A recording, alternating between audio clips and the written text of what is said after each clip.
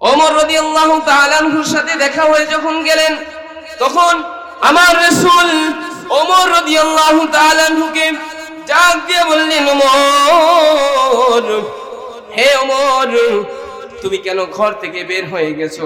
ওমর রাদিয়াল্লাহু তাআলা আনহু বললেন, ইয়া রাসূলুল্লাহ, ইয়া হাবিবাল্লাহ, আমার ঘরে কোনো খাবার নাই। ইয়া রাসূলুল্লাহ, ইয়া হাবিবাল্লাহ, আমার ঘরে কোনো খাবার নাই। তখন আবু বকরকে ডাক দিয়ে বলেন, ও আবু বকর, তুমি কেন ঘর থেকে বের হয়েছো?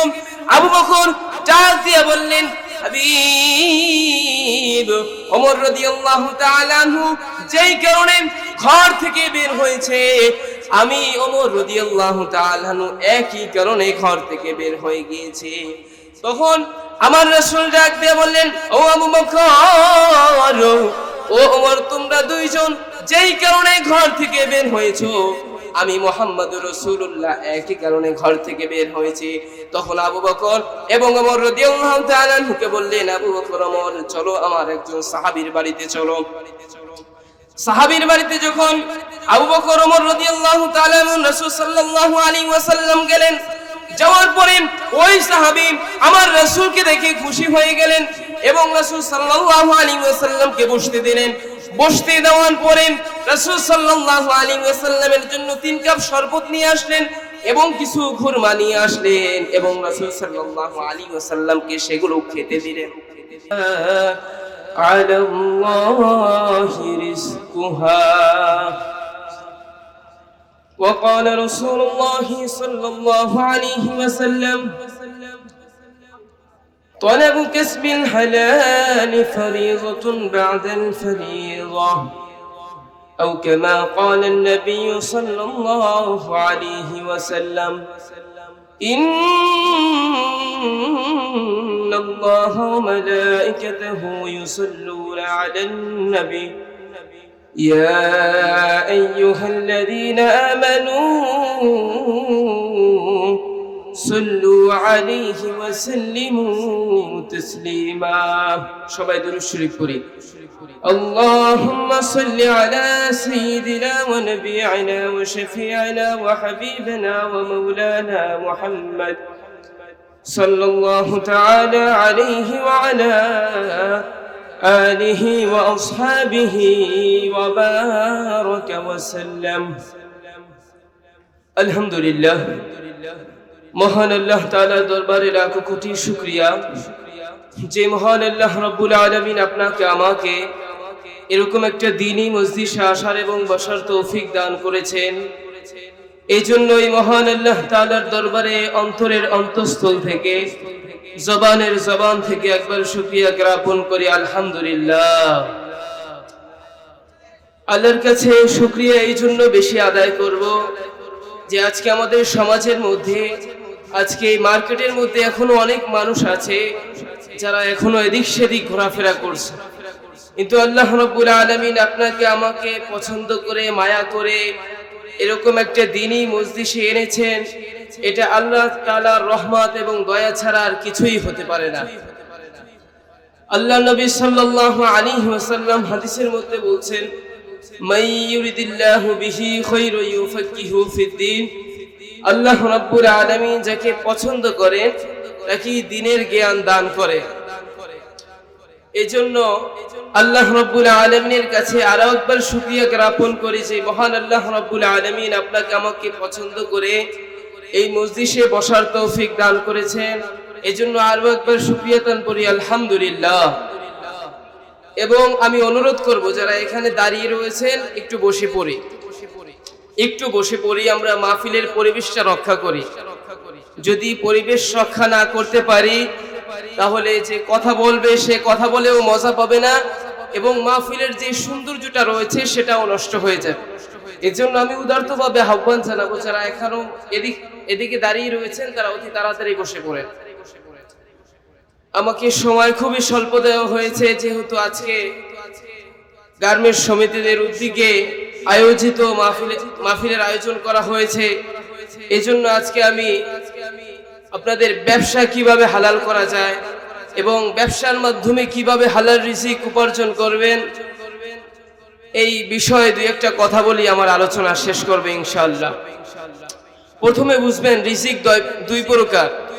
এক নাম্বার হচ্ছে হালাল রিজিক, দুই নাম্বার হচ্ছে হারাম রিজিক। ভাই একটু মনিটরের ইকোটা হালকা একটু বাড়িয়ে দেন ভাইজান, আওয়াজটা একেবারে ভাসিয়ে দেন। রিজিক হচ্ছে দুই প্রকার। এক নাম্বার হচ্ছে হালাল রিজিক, দুই নাম্বার হচ্ছে হারাম রিজিক। হালাল রিজিক কাকে বলে? হালাল রিজিক বলা হয় যেটা কোরআন সুন্নাহ অনুযায়ী হালাল ভাবে, হয়তো ব্যবসার মাধ্যমে অথবা কোনো কষ্টার্জিত ভাবে যেই টাকাটা উপার্জন করা হয় সেটাকে বলা হয় হালাল রিজিক। আর হারাম রিজিক বলা হয় কাকে? যেই টাকা সুদ, ঘুষ, হারাম ইত্যাদির মাধ্যমে উপার্জন করা হয় সেটাকে বলা হয় হারাম রিজিক। তাহলে আমরা হালাল রিজিক এবং হারাম রিজিক পাইলাম। এখন আসেন, আল্লাহ রাব্বুল আলামিন কুরআনুল কারীমের মধ্যে বলছেন, ওয়ামা মিন দাব্বাতিন ফিল আরদি ইল্লা আলাল্লাহি রিজকুহা। আল্লাহ রাব্বুল আলামিন কুরআনুল কারীমের এই আয়াতের মধ্যে বলছেন, ওয়ামা মিন দাব্বাতিন ফিল আরদি ইল্লা আলাল্লাহি রিজকুহা। আল্লাহ রাব্বুল আলামিন বলছেন, পৃথিবীর মধ্যে যত বিচরণশীল জীব জন্তু রয়েছে আমি আল্লাহ রাব্বুল আলামিন সমস্ত জীব জন্তুর রিজিকের দায়িত্ব নিয়ে নিলাম। অর্থাৎ পৃথিবীর মধ্যে যত জীব জন্তু রয়েছে, মানুষ, দানব, জিন, ফেরেশতা, যত জীব জন্তু রয়েছে আল্লাহ রাব্বুল আলামিন সকলের রিজিকের দায়িত্ব নিয়ে নিয়েছেন।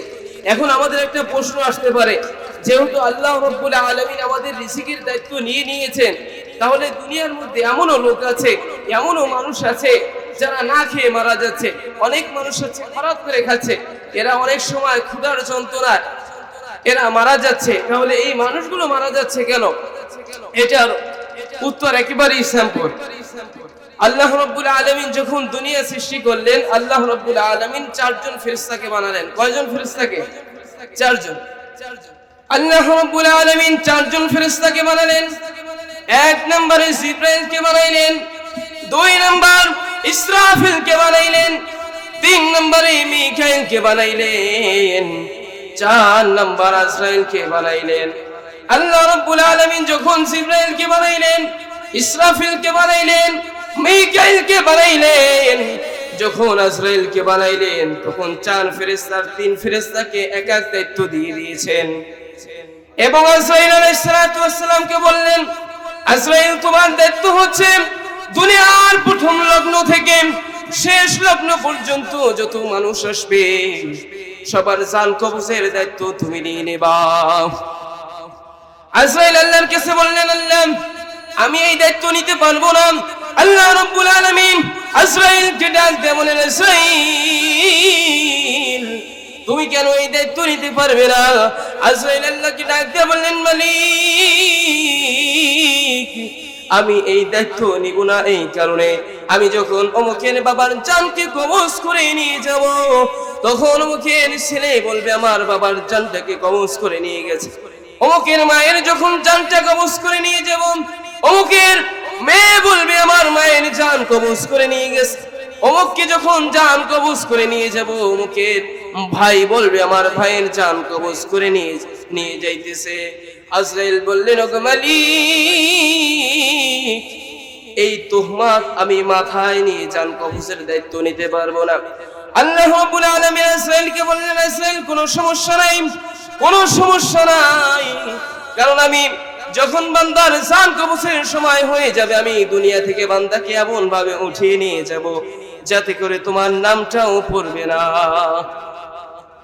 তখন আল্লাহ রাব্বুল আলামিন বললেন, ও আজরাইল শুনুন, যখন মানুষের জান কবজ করার সময় হয়ে যাবে, যখন মানুষের হায়াত শেষ হয়ে যাবে, আমি আল্লাহ রাব্বুল আলামিন কাউকে রিজিকের অভাব দিয়ে নিয়ে যাব, আমি আল্লাহ রাব্বুল আলামিন কাউকে স্ট্রোকের মাধ্যমে নিয়ে যাব, আমি আল্লাহ রাব্বুল আলামিন কাউকে অ্যাক্সিডেন্ট করানোর মাধ্যমে নিয়ে যাব, আমি আল্লাহ রাব্বুল আলামিন কাউকে লস ডুবিয়ে নিয়ে যাব।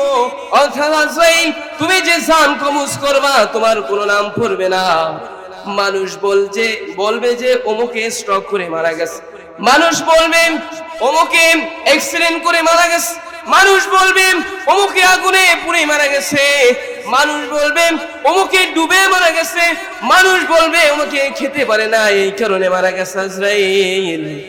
অর্থাৎ তোমার কোনো নাম পড়বে না, মানুষ বলবে কোনো একটা মাধ্যমে লোকটা মারা গেছে।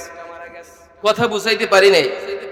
অর্থাৎ যখন মানুষের রিজিক শেষ হয়ে যাবে তখন আল্লাহ রাব্বুল আলামিন একটা মাধ্যমে নিয়ে যাবেন।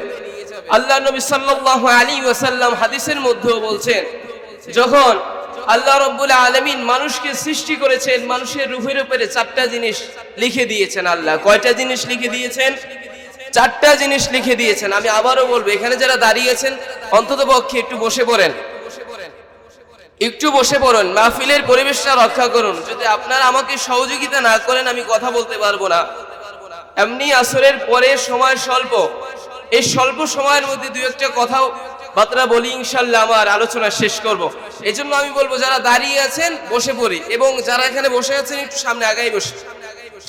আল্লাহ নবী সাল্লাল্লাহু আলাইহি ওয়াসাল্লাম হাদিসের মধ্যে বলেন, عن ابن مسعود رضي الله تعالى عنه قال قال رسول الله صلى الله عليه وسلم حدثنا رسول الله صلى الله عليه وسلم إن أحدكم يجمع خلقه في بطن أمه 40 يوما نطفة।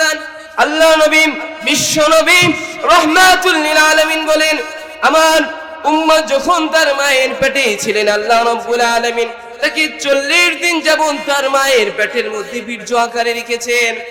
সুম্মা ইয়াকুনু আলাকাতাম মিসলা যালিক, অথবা আল্লাহ রাব্বুল আলামিন 40 দিন পরে আল্লাহ রাব্বুল আলামিন সেই বীর্য থেকে রক্তে রূপান্তরিত করেছেন আল্লাহ রাব্বুল আলামিন।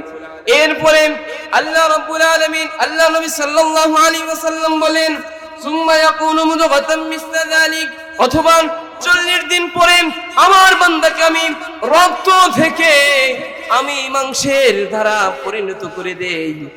এরপরে আল্লাহ নবী সাল্লাল্লাহু আলাইহি ওয়াসাল্লাম বললেন, সুম্মা ইরসালুল মালাকু ফায়ুনফাখু ফীহির রূহ, অথবা আল্লাহ রাব্বুল আলামিন 40 দিন পরে একজন ফেরেশতাকে পাঠান। ফেরেশতাকে পাঠানোর পরে ফেরেশতাকে বলে দেন তার গোশতের মধ্যে তুমি একটা রূহ দিয়ে দাও।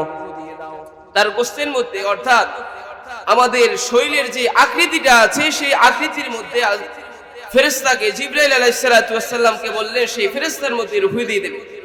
এরপরে আল্লাহ নবী সাল্লাল্লাহু আলাইহি ওয়াসাল্লাম বললেন, ওয়া ইউমারু বিআরবাঈ কালিমাতিন, অথবা ও ফেরেশতা তুমি আমার বান্দার সেই রূহের মধ্যে 4টা জিনিস লিখে দাও। কয়টা? 4টা জিনিস লিখে দাও। 1 নাম্বার হলো রিজকিহি, দুনিয়াতে তিনি কতটুকু রিজিক উপার্জন করবে এবং সেই রিজিক কষ্টার্জিত ভাবে উপার্জন করবে নাকি আরামদায়ক ভাবে উপার্জন করবে, এটা লিখে দাও। এরপরে আল্লাহ রাব্বুল আলামিন বললেন লোকটা কখন মৃত্যুবরণ করবে এবং কোন জায়গায় মৃত্যুবরণ করবে এবং কিভাবে মৃত্যুবরণ করবে, লোকটার মৃত্যুবরণ সুন্দরভাবে হবে নাকি অসুন্দরভাবে হবে, এটাও লিখে দাও। এরপরে আল্লাহ রাব্বুল আলামিন বললেন লোকটা নেককার হবে নাকি বদকার হবে, সেটাও লিখে দাও। এরপর আল্লাহ রাব্বুল আলামিন বললেন লোকটা আমলদার হবে নাকি বেআমলদার হবে, এটাও লিখে দাও।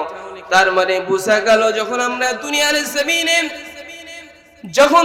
জমিনে আসবো এর আগে আল্লাহ রাব্বুল আলামিন আমাদের কতটুকু রিজিক হবে সেটা আল্লাহ রাব্বুল আলামিন লিখে দিয়েছেন।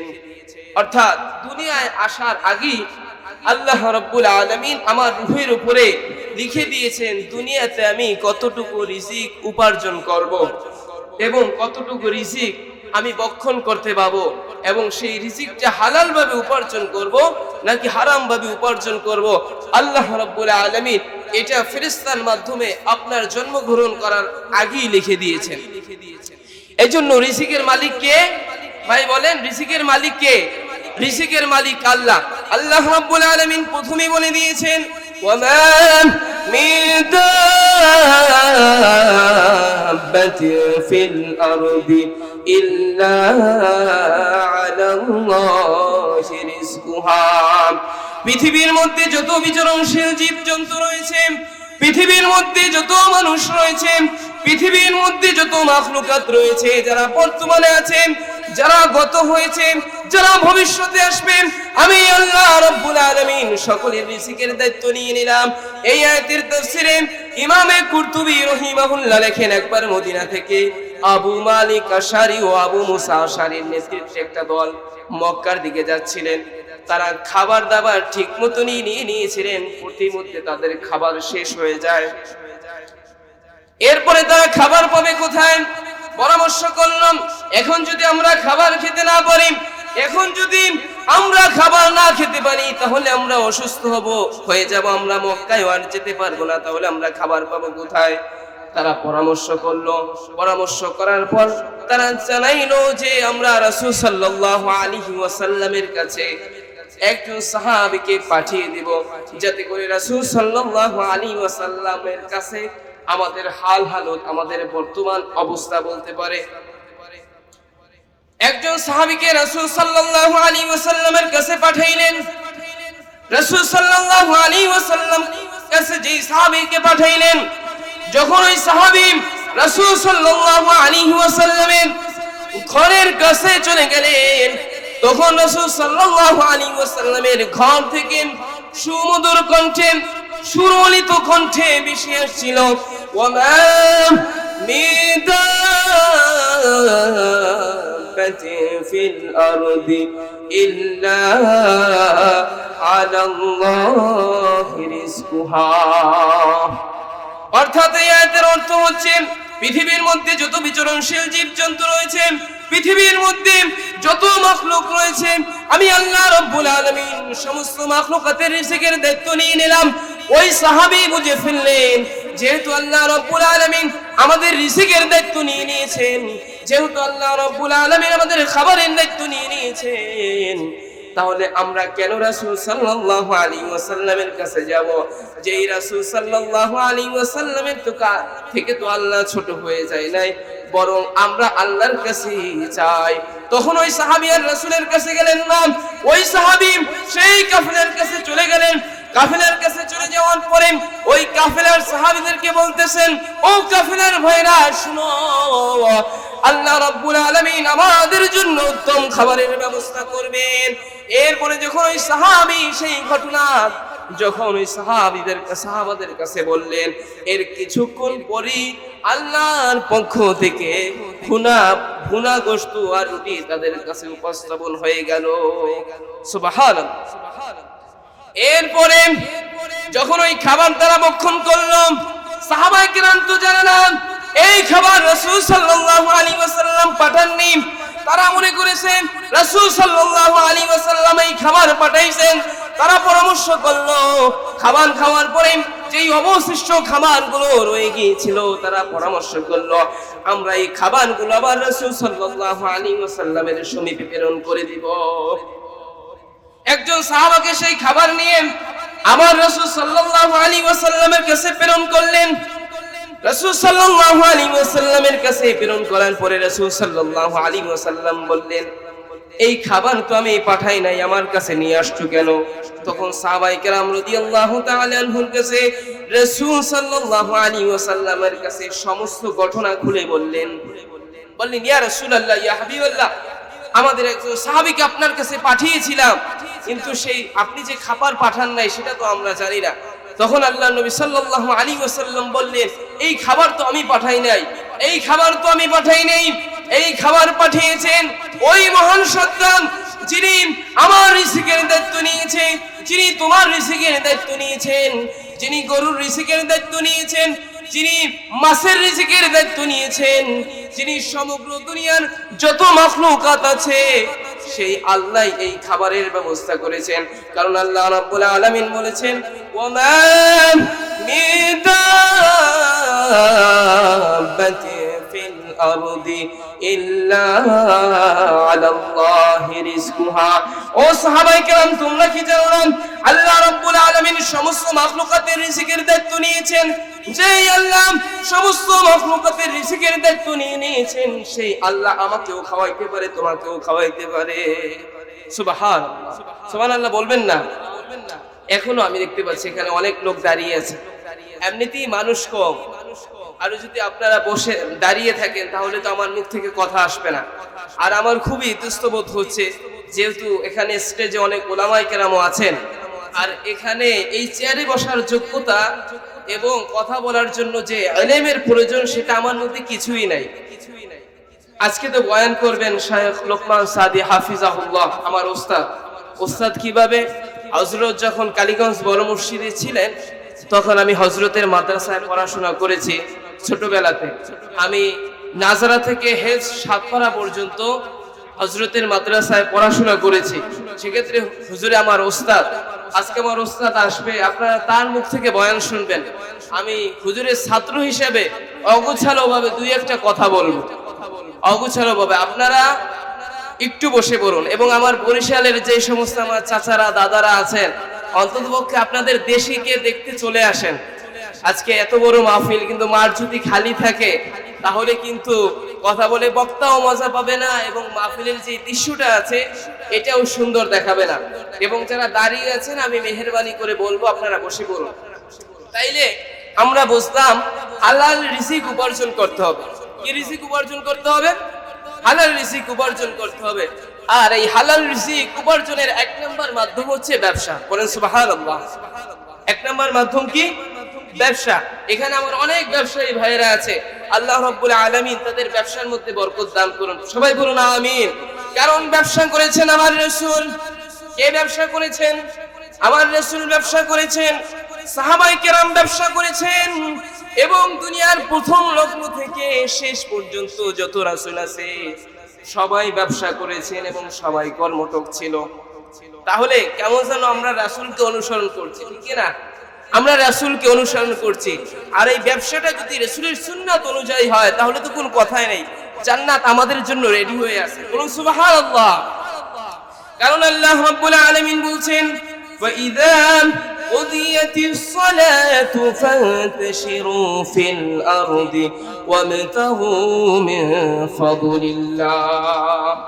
নামাজ শেষ হলে তোমরা পৃথিবীতে ছড়িয়ে পড়বে এবং আল্লাহর অনুগ্রহ সন্ধান করবে। অর্থাৎ যখন তোমাদের ফজরের নামাজ যখন শেষ হয়ে যায় তখন তোমরা মাঠে ছড়িয়ে পড়বে হালাল রিজিক উপার্জনের জন্য। অর্থাৎ যে ব্যক্তি ফজরের নামাজ পড়ে হালাল রিজিকের মাধ্যমে হালাল রিজিক উপার্জনের জন্য মাঠে নেমে যায়, আল্লাহ রাব্বুল আলামিন তার সারা দিনটাকে সওয়াবের ধারা পরিপূর্ণ করে দেয়। অর্থাৎ কেউ যদি কোরআন সুন্নাহ অনুযায়ী সকালে ফজরের নামাজ পড়েই যদি কোনো কাজের জন্য হালাল রিজিক উপার্জনের জন্য নেমে যায়, আল্লাহ রাব্বুল আলামিন তার সারা দিনটাকে ইবাদত হিসাবে কবুল করে নেন। সুবহানাল্লাহ। আল্লাহ রাব্বুল আলামিন অপর আয়াতের মধ্যে বলছেন, আহাল্লাল্লাহুল বাই'a ওয়া হাররামার রিবা। আল্লাহ রাব্বুল আলামিন ব্যবসাকে হালাল করেছেন আর সুদকে হারাম করেছেন। আল্লাহ রাব্বুল আলামিন ব্যবসাকে হালাল করেছেন আর সুদকে কি করেছেন? হারাম করেছেন। অর্থাৎ এই আয়াতের মাধ্যমে বোঝা যায় ব্যবসা করতে হবে নবীর সুন্নাত এবং আল্লাহর তরিকা অনুযায়ী। আল্লাহর নির্দেশ এবং নবীর তরিকা অনুযায়ী কি করতে হবে? ব্যবসা করতে হবে। আজকে থেকে প্রতিজ্ঞা করব, আমার ব্যবসায়ী ভাইদেরকে বলবো যারা স্টেজে আছেন, আমরা মরে যাব তারপর হালাল টাকার মাধ্যমে ব্যবসা করব না। হারাম টাকার মাধ্যমে ব্যবসা করব না। কারণ আপনার 1 টাকায় যে হারাম বৃদ্ধি হবে ওই 1 টাকাই আপনার জাহান্নামে নিয়ে যাবে। নাউজুবিল্লাহ।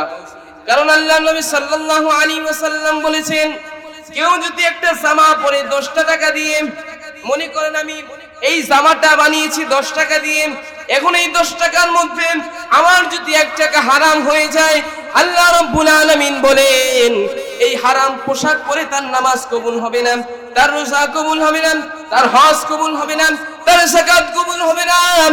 এই জীবনে যত সওয়াবই অর্জন করুক না কেন, এই এত বড় মাহফিলের আয়োজন করেছেন, যদি হালাল ভাবে ব্যবসা না করেন আর যদি হারাম খেয়ে থাকেন, আল্লাহ রাব্বুল আলামিন হারাম টাকার মাহফিল কোনো কাজে দিবে না।